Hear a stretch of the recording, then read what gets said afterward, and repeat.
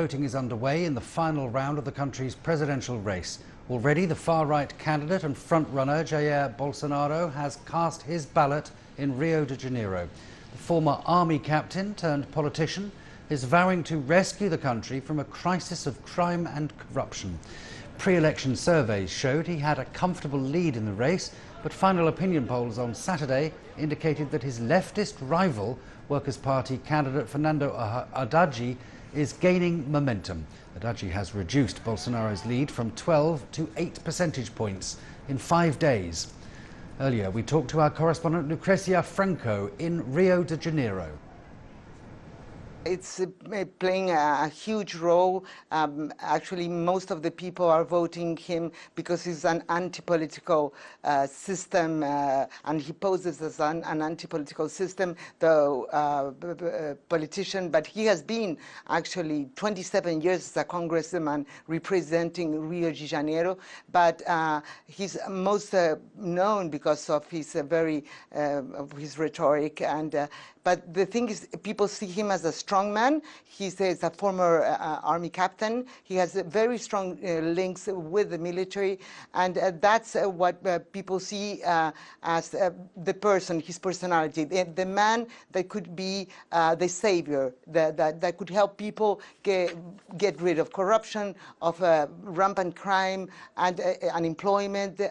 He's the anti-politician, actually, and Haddad represents the Workers' Party. So people are seeing him like they call him the legend, the myth. So you have an idea how people are seeing Jair Bolsonaro.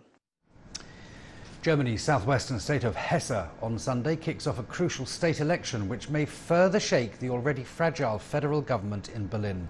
The Chancellor Angela Merkel's ruling coalition is now facing its second test after heavy losses for her Conservative allies in the Bavarian state election earlier this month. In the latest poll, Merkel's Christian Democratic Union Party gained 26%, a sharp decline from the 38.3% 5 years ago. Her coalition partner, the Social Democratic Party, is at 21%, down from 30.7%. A preliminary result will be released at 6 p.m. local time. Thank you for joining us in the France 24 newsroom. I'm Nadia Sharbi. One election, two Brazils. That's how you could summarise this Sunday's presidential runoff, a polarised election that, if opinion polls are to be believed, is set to bring to power the controversial far-right former army captain Jair Bolsonaro.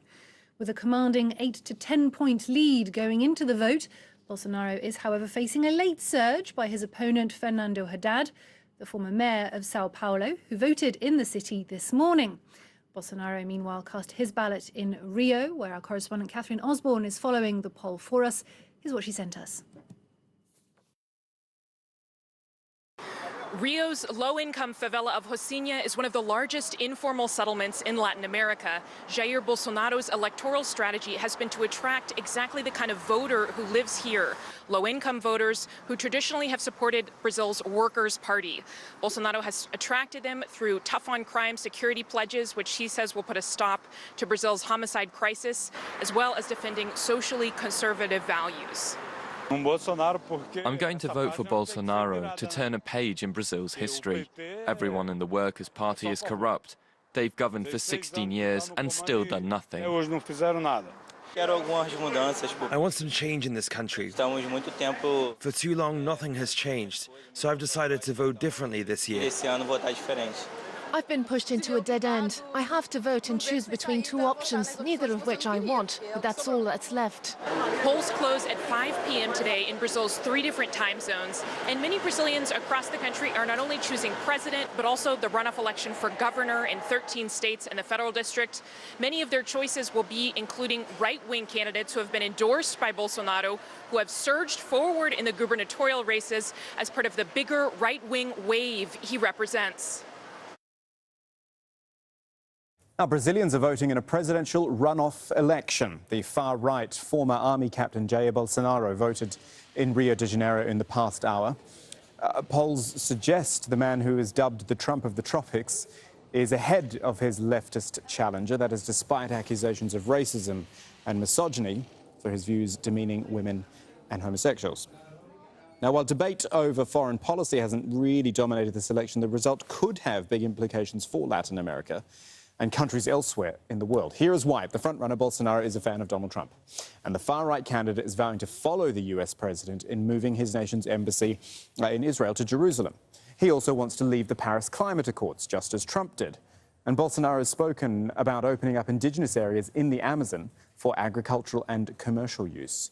He describes Venezuelan refugees who've poured into Brazil as a national security risk and wants to tighten up the borders. He's also taking a page from Trump's policies on trade, saying he will review Brazil's participation in the BRICS group of emerging economies. And the same goes for Brazil's membership in Mercosur, which is Latin America's leading trading bloc.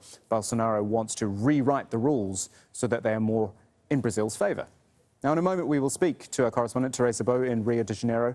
That's after her report on the final stages of the campaign.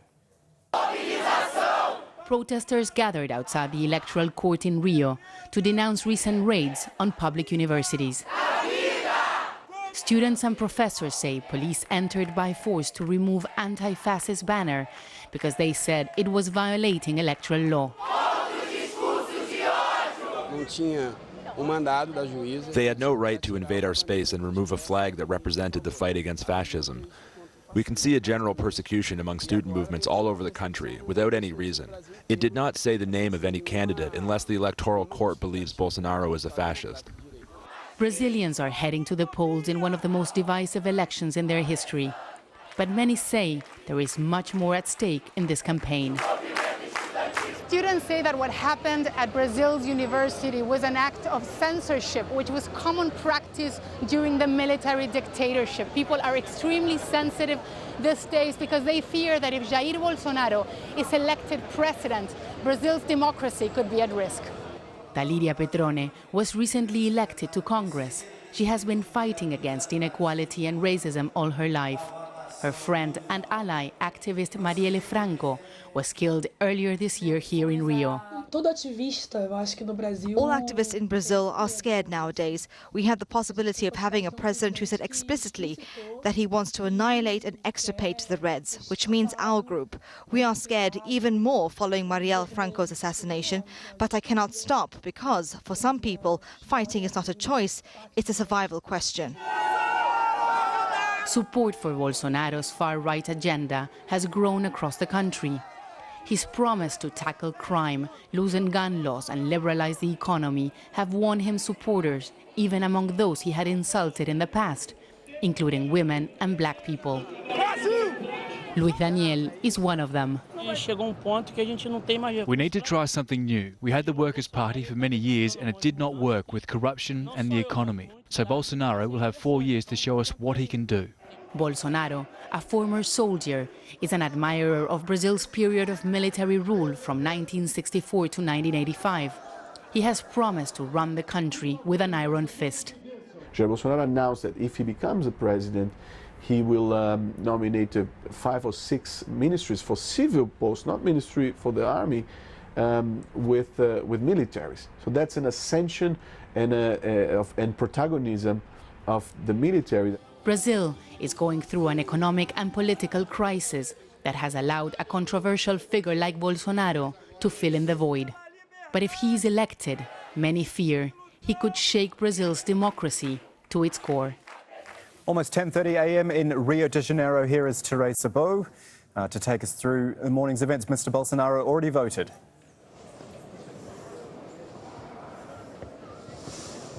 Well, Bolsonaro has already voted. There's lots of uncertainty here in Brazil about what will happen after this Sunday's election. There's lots of excitement among Bolsonaro supporters, but there's also lots of fear among those who are voting against him. Latest polls from Saturday say that there's a between 8 and 10-point difference between both candidates. And to talk about what's happening here in Brazil, we're going to go to Michael Genkel from the Pontifical Catholic University here in Rio de Janeiro. So do you think Fernando Haddad can turn things around? Well, I think there's been a significant shift in urban centers over the past 24, 48 hours, but I think there's still a lot of road to make up if he is to pull it off. I think it really depends on what what your source of data is in terms of the public opinion polls. I think the left-leaning ones are sort of describing it as a tie, and the more neutral or right-wing ones are describing a significant advantage still for Bolsonaro. So even the analyses that are most favorable to Haddad are still looking at it as a tie, right? So there's still a lot of road ahead if there is to be a virada or a turnaround, as they say. This campaign has been filled with misinformation, bulk messaging systems, sending messages to people through WhatsApp. What do you think this was decisive in the lead that Bolsonaro has in the election? I think it has played a strong role. I think particularly it's been influential in kind of creating almost a scapegoat, in the sense that there are various sources for frustration. Many Brazilians are very frustrated, very angry at what's been happening over the past 5-10 years in the country, and I think these WhatsApp campaigns certainly have contributed to making that more strongly look like it's the fault of previous governments. Yes, so I do think they've had a strong effect, yeah. Thank you very much. So we're here in Copacabana in a voting center. People have been coming in steadily to have cast their vote. Jair Bolsonaro has asked his followers to go out and vote, to not take this election for granted. And on the other hand, the Workers' Party candidate, Fernando Haddad, has also asked people to go out and vote because he's saying that Brazil's democracy is at risk.